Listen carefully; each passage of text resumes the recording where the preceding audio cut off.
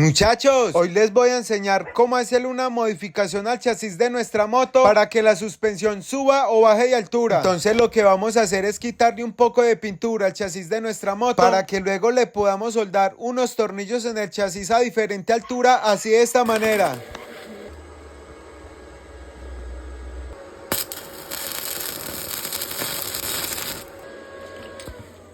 Ahora vamos a hacerlos de acá de este lado y primero vamos a pegar este tornillo y por último el de este lado de acá.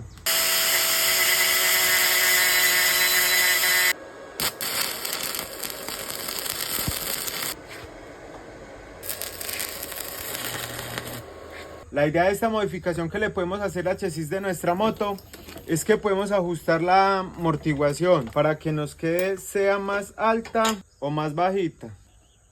O la podríamos poner acá para que quede más bajita.